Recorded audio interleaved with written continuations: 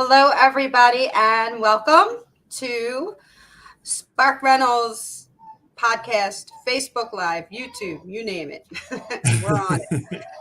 Hey, everybody. It's good to see everyone. If you have any questions, comments, or you just want to let us know where you're tuning in from, throw them right in the chat.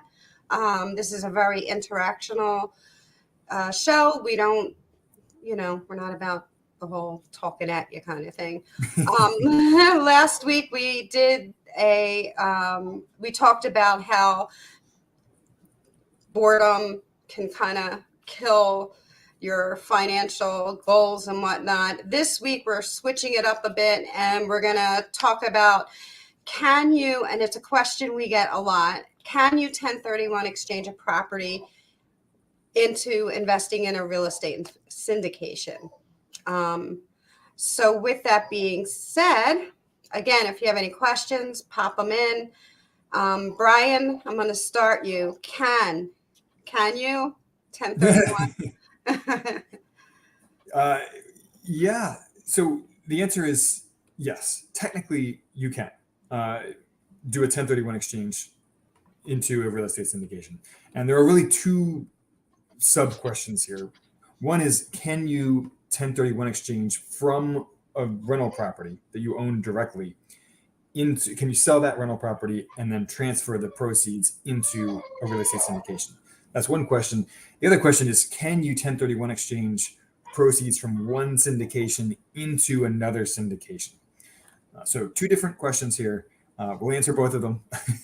And we're not going to get into the really deep weeds of how 1031 exchanges work. We've talked about these before, and it gets put a link in. It's a little ticky-tacky quickly as well. Yeah. We'll put some links in the show notes here to some resources, such as exactly how 1031 exchanges work, and how they help you defer capital gains taxes. And I'll also throw a link in there to just some other ideas to defer or avoid capital gains taxes on real estate. But yeah, let's start by diving into that first question. Can you sell a rental property and 1031 exchange the proceeds from that into a real estate syndication? So the answer is yes, you can, with a huge but.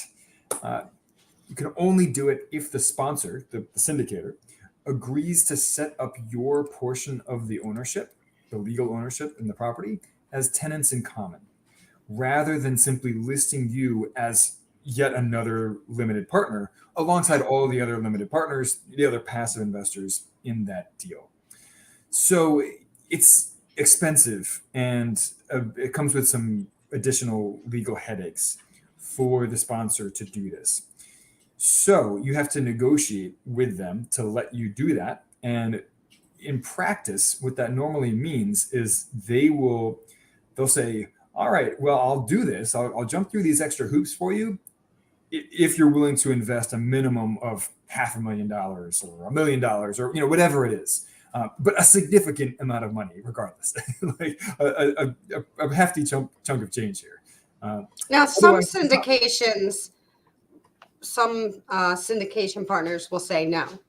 They don't want to get involved. But there's a price for everything, right? I mean, so there is usually a price for the inconvenience that they will go through in order to do this for you, and that's normally if you're willing to invest a big amount of money. So for the average middle class investor, it's not really practical, but it is possible. And the other question here is, can you 1031 exchange your proceeds from one real estate syndication into another syndication?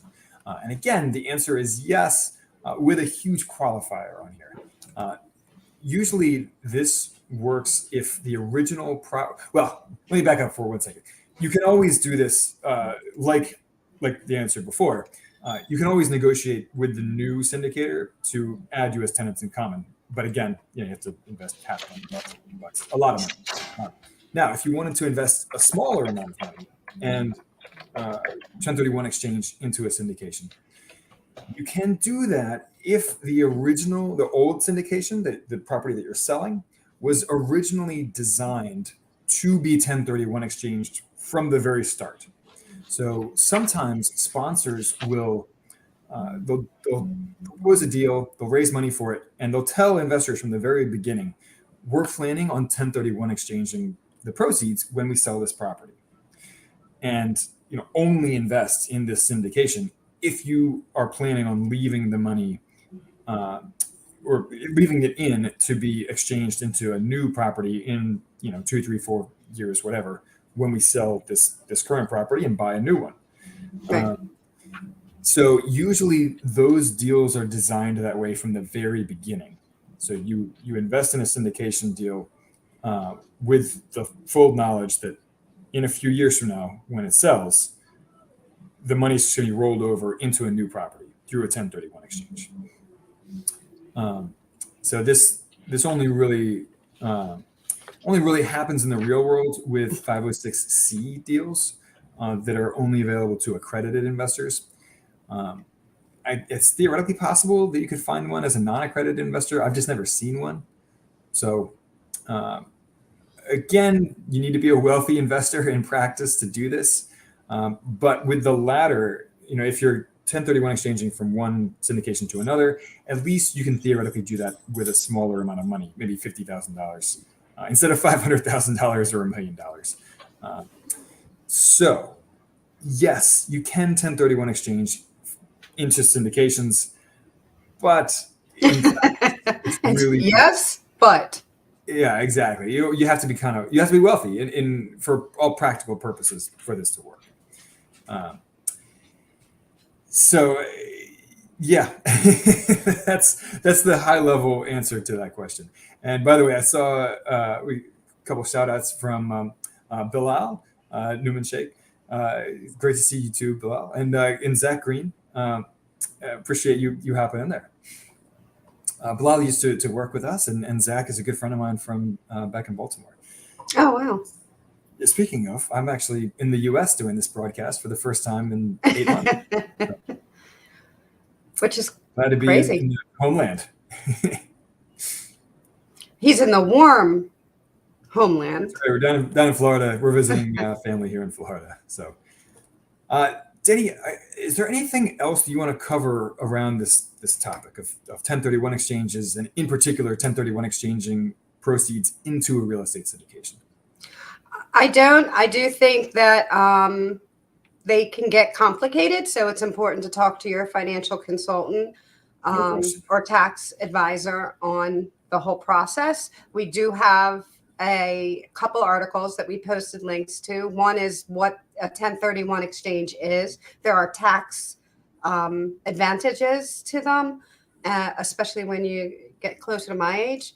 But anyway, you can check all that out. You delay paying capital gain taxes right on your proceeds from selling real estate. Which we probably should have summarized that in the beginning of the episode, but well, that's about all I had, Brian. Yeah, a little bit more of an advanced topic today, but we've heard a lot of people ask about this, and we wanted to just cover some of the practical implications of doing it. So, all right. On that note, we will catch you guys next week. Stay in touch. I believe we have a guest next week. Yeah. Tell us what you want to hear more about. Yes. Support at sparkrental.com. Deni and I read all these, and we look forward to catching you guys on the flip side. Absolutely. See you next Tuesday. Bye-bye.